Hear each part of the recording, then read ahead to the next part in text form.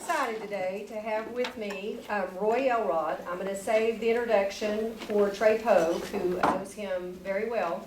Trey Pogue is an attorney out of Shallowater that practices in Bailey County quite a bit. He's actually one of my favorite attorneys. And he has told us stories through the years after Mr. Elrod will come to visit. And it just so happened he was going to be here the week of my program and graciously came and he's going to speak to us. He is the number 4 birth certificate registered in Bailey County.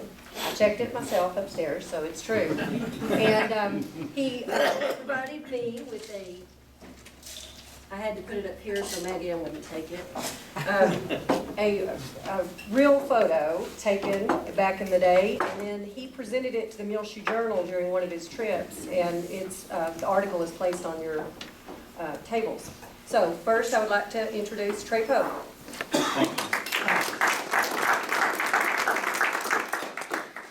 Roy he's deaf in this ear and has just limited hearing in this ear, and also he's suffering from a mild cold today. So we're going to get this mic work. We're going to get this mic where he can talk into it, and then he'll need to sit down after. Is this wireless too? Yeah, sure. Okay. In 1919, Roy was born here in Bailey County, birth certificate number 4. And to back up a little bit, in the 1870s, the buffalo hunters did away with the buffaloes, and for the hides only, they left the carcasses.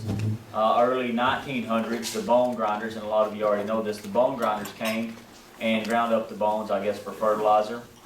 And the mechanical grinders that they had, the skulls would tear those grinders up, so they just left the skulls. Roy's dad died when he was 4 or 5, and he became a farmer at a young age and a worker, and had to work all of his life. Anyway, he'd get Sunday afternoons off. His mom gave him Sunday afternoons off, and he would ride his horse out through the sand here, and there wasn't much in the way of fences, wasn't much in the way of plowed ground, just country. She'd give him 3, he had a Stevens crack shot break over 22. She'd give him 3 shells, and he had to bring back 3 kills or he wouldn't get 3 shells the next time. And he's still a crack shot. Don't try him. And so anyway, he said that when he would ride along, this would be the early 20s by now, he would ride down in the draws and stuff, and there'd be places where they would just be littered with buffalo skulls. So you've got a kid riding around right here in Bailey County, you know, and his horse is picking his way around buffalo skulls. And I only bring that up to fast forward it to now. The first time he came to see me after Malda died, that's his wife, and she died 3 years ago, but he came to see me by himself the next winter. He drove his Hummer from Fredericksburg, Virginia, and he called when he was almost to my office in Lubbock and said, well, I'm almost here. Called on his cell phone, and he said, I'm almost here. And I said, well, let me give you directions. He said, don't worry about it, I've got it in my GPS. So I don't think you'll see that level of change in anybody's lifetime ever again. Anyway, he went on to A&M, and then he joined the Marines. He was the first Marine ever from Bailey County. He was the only Marine in the history of the Corps to be promoted from private to captain in the same outfit. The only one ever to do that. Battlefield commission in World War II. He fought in the Pacific like most of the Marines did. He was stranded at Guadalcanal, and he doesn't like to brag at all, but I sure like to brag on him. He's my dad's first cousin, by the way. That's how my grandmother was raised in Muleshoe. She came here in 1916, so that's the connection. Anyway, he was stranded at Guadalcanal, forced to eat lizards and whatever he could find, stranded for several months at Guadalcanal, then evacuated finally to New Zealand. Then he won the Silver Star, by the way, on Guadalcanal, and maybe he'll tell you that story, but he was evacuated and came back to face a frontal assault on Tarawa, and that was just the withering, bloodiest battle the Marines had ever been in. He'll talk about that. And then finally he made it to Saipan, where he was injured in Saipan. He was a career military, career Marine, and had a very successful construction career after he retired from the Marines. So I would like to introduce my cousin, Colonel Roy Elrod.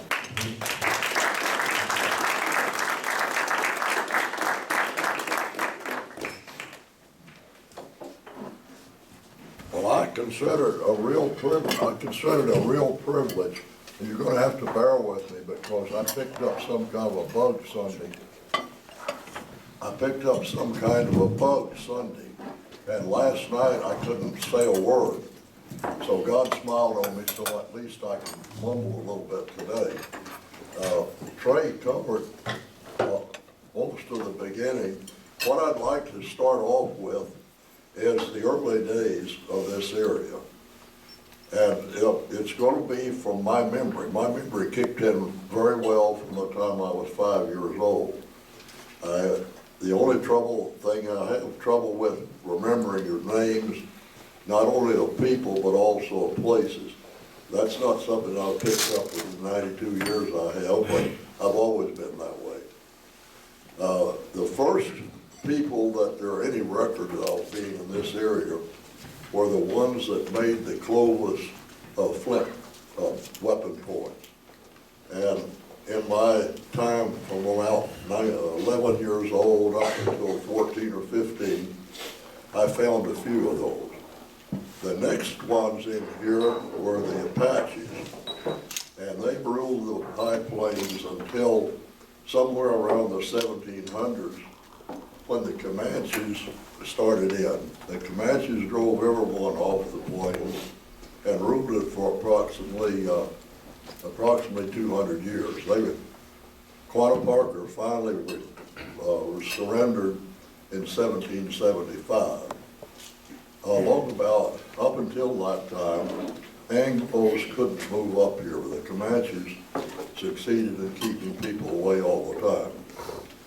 Around 1880, the ranchers began to move in.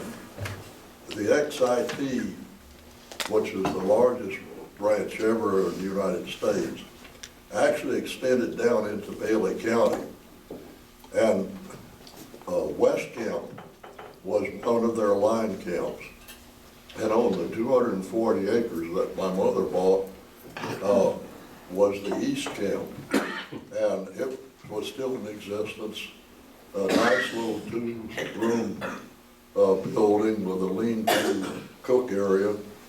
And there were lots of pens around, dehorning chutes and so forth. And I remember those things very well. Now, the only other ranches that I can recall during that time were the VVN, the YL, the Mashto, and the Muleshoe. The Muleshoe was owned by a man named E.K. Warren, and its brand was the U-Bar. And of course, to a cowboy, that was the Muleshoe. Sometime along 1900, the MKT Railroad and the Santa Fe thought how nice it would be to build a connecting rail line so that Texas beef could go straight to California without having to go up to Kansas and Nebraska. The ranchers along here thought what a great thing it would be if that line came through their area. E.K. Warren, the owner of the Muleshoe, set aside 25 acres here and built 3 houses on it. The only other area that I have memory of was about 3 miles north and 1 mile west, called Hurley. The rail line actually came through here because this was a very good place for water for those old steam engines. They needed water every so many miles. When I'm not sure exactly what year the railroad was finished, but it must have been somewhere around 1905 or 6, somewhere along in there. The first Elrod that came here was in 1912, one of my uncles. Then my mother came here in December of 1914, and my father came here sometime in 1915. Now, I have to mention a little bit personal things because my memory is all tied to that. It's easy for me to say something happened when I was so many years old, rather than remembering the exact date. But you can start from 1919 and add whatever year's age I say and come up with some reasonably close figure. My memory kicked in very well from the time I was 5 years old. And I remember at that time, the only roads into Muleshoe were the wagon road from Plainview and a wagon road that came down from Freona. There was no road from here to Clovis, no road from here to Lubbock. When my father died when I was 4, and my mother told me he was the last working cowboy on the YL Ranch. They married in 1917. Apparently about that time, either the YL was closing down or he saw an opportunity. He bought a well drilling rig, and of course the farmers couldn't move in here until they had a well. And the ranchers, due to some circumstances, were splitting their ranches up and selling to farmers from Missouri and Illinois, all those areas back there. And they were moving in piecemeal. The reason that my mother moved down here, the Colburn Land Company, that bought a lot of land out around YL, wanted to have a demonstration farm. And someone had told them that my grandfather would be a good man to start it. So he came down with the family and stayed out near the YL until he got that ranch going. He was here for 2 years. And then he went back to Colorado. My mother and her younger sister, my aunt, stayed. They married brothers and stayed in the area. Apparently my father kept drilling wells until sometime during the World War I. As a matter of fact, I have a letter, a very frayed letter from the draft area excusing him from the draft because he was sole support of his wife. And the government was pushing people here then to grow wheat. And they had been living in a little house on what's now Main Street that was owned by M.P. Smith. When you look on that picture you have, you'll see where all those places were. But before I was born, they rented 160 acres, 4 miles north and 1 mile west of town, and that's where I was born. My father apparently farmed that for close to 4 years. He was also running some cattle somewhere up north of here. I have pictures of the cattle, but I don't know where it was. Trey mentioned that it was open. There were hardly any plowed areas during my early years. And I could ride for miles because there were no fences, no obstructions, anything. And shortly before he died, he realized he was very, very sick. So at that time, the Texas law said that a wife could only inherit about 50% of the property. The other would go to children, if not children, to the husband's family. So the 240 acres that they bought that I grew up on was never in any name except my mother's. And it was actually exactly 4 miles north on the Freona Road. that's where the east line camp of the XIT ranch was. The land there was still buffalo grass, and I remember one of my uncles breaking in with a huge single turning plow. They had to plow deep because that buffalo grass roots went way down. That's why they were able to use that sod to build the soddy houses that a lot of people lived in when they first came here. And he had 12 or 14 animals hooked to it to pull the thing. The house that I was built in, the Colburn Land Company had bought material for a school over by YL, so they could tell their prospective farmers that there was going to be a school. I don't think they ever had any intention of building the school, but my mother and my uncle bought that total amount of material. And once or twice I remember riding with a wagon over to pick up material. Now there was, I think I mentioned, there was no road to Clovis. So when my mother would want to go to Clovis, she could follow the wagon road to West Camp, and then we drove through the ranches on 2 roads until we got to Farwell. There was a road from Farwell into Clovis. We would leave home right after breakfast, and I was too small to open the gates on the ranches. So my mother taught me to drive the car. I had to stand up to drive, and she'd get out and open the gates. Texas had no driver's license in those days. So I started driving when I was 5 years old. As a matter of fact, I didn't have a driver's license until I was 24 years old. And that's when we came back from Tarawa to the big island of Hawaii to get ready to go to Saipan.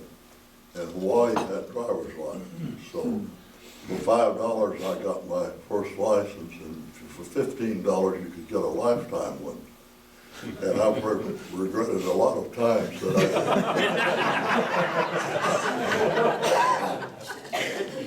and there was no road from here to Sudan because there was sand.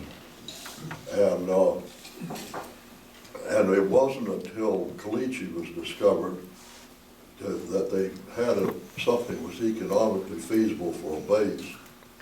And I'm sure I was around 14 years old when that road was put through. I'm going to back up a little bit. When my grandfather moved down here the second time in the early 30s, and he had an ice business over here on the right across from where the depot used to be. And he needed somebody to deliver the ice. Oh, I was almost 13 then, so I started driving the ice truck every morning and staying around the ice house giving out. And on Saturdays, farmers would come into town, and I was a great big kid before streets actually were existing here. And roughly half of the people that would come in buggies or wagons. And even when I left here in 1940, probably no more than 40 or 45% of the people in Bailey County had a car. As a matter of fact, the military had to have drivers' schools to have drivers that could drive the Jeeps and so forth, because them guys in those days just didn't know how to drive. So to get out to Lubbock, we would have to go down to Baileyboro and cut around through I don't know what, and finally get back up to Sudan to go on down. The first pavement that came through here was the year I was 14, that'd be 1933. Because I used to sit there at the ice house and watch the people work. And I omitted when I was talking about the Comanches. This was a great area for their buffalo hunting areas because there was a kind of an underground water line that looped out probably about where we're standing around to the south. And where they had their camps, they trampled down the buffalo grass, and then the wind would whip it away, and we called them blowouts. And it was a great place to find arrowheads. You could go out there and we learned the technique for finding the flint. And the reason they came here, water was so shallow. The only place we had in those days for school picnics or community picnics were in the sand hills. And an 8 or 9-year-old boy with a tin can or with his bare hands in the bottom of those blowouts could dig to water. And of course the Comanches knew that, and this is one of the few places where they could always get water. Now it was pretty lousy water, but it was water. Lots of alkali and so on. I used to taste it, but I wouldn't want to drink it. And let's see. The first paved streets in Muleshoe didn't exist until after I left here in 1940. But I was here from 1919 to 1940, 21 years, except for the 2 years I went to A&M. So I was the longest residing Elrod in Bailey County. Now, some of the people here, I'm watching the clock, some of the people here mentioned my late wife. She was Melda Chandler. She was a younger sister of Emma D. Copley. The Copley stayed here for quite some time after I left. She was orphaned when she was 12, and she had lived with Emma D., who was 16 years older. They moved here when she was 13. I was 13. And the Faulkners had a swimming pool back. There used to be a hill. I can't see it anymore. I suppose it's there. It looked big in those days. I was walking by like kids do through the back area, and I saw this pretty new girl, a yellow dress, shaking the tablecloth. Something went off in my head, that's for me. So we dated all through high school. We graduated when we were 16. In fact, we were both almost 17. She was taken down to Austin, dropped off on the street. 17-year-old girl in 1936 in the middle of the Depression. By the time she's 21, totally on her own, she's worked her way through business college. She's gotten a pilot's license, bought a small airplane. When the Air Force opened their base at Fort Stockton in 42, they closed in 44. She trained young men to fly warplanes in World War II. We got separated from each other.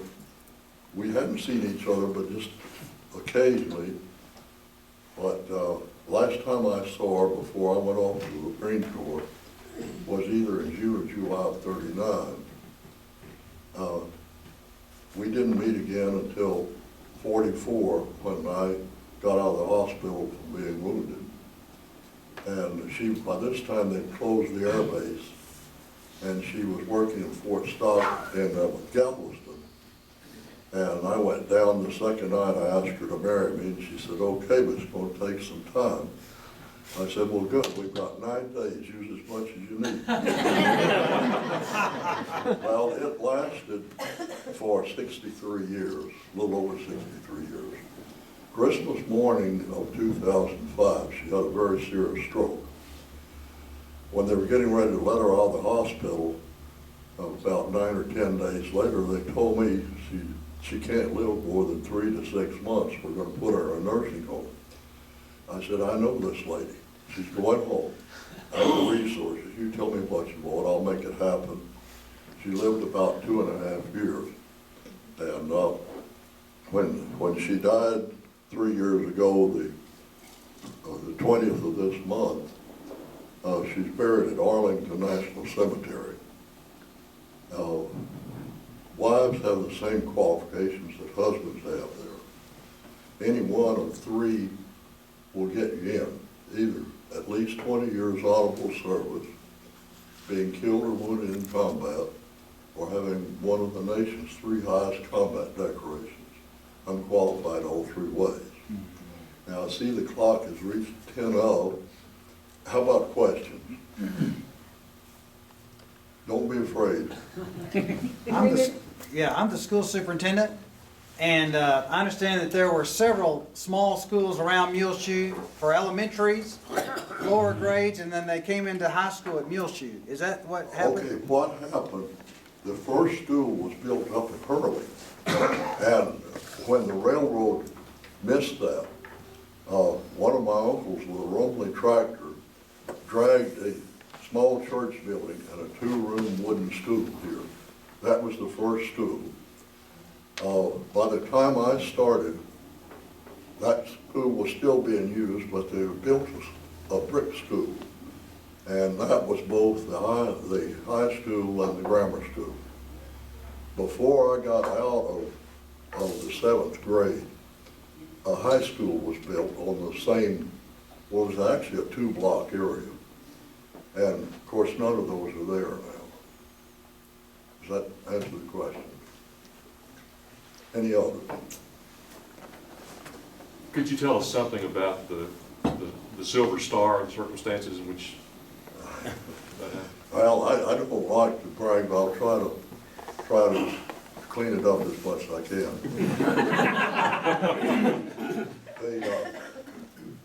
By the time we had finally gotten enough people into Guadalcanal to begin to think about offensive operations, what we'd been doing before was trying to protect that airfield. That's the reason we went there, to keep the Japs from blocking off Australia and New Zealand. They brought an Army division in, and my platoon tied into the ocean on this elliptical loop. I was right at this end. And so they passed the Army through to break the Japanese lines. They lasted about 2 hours.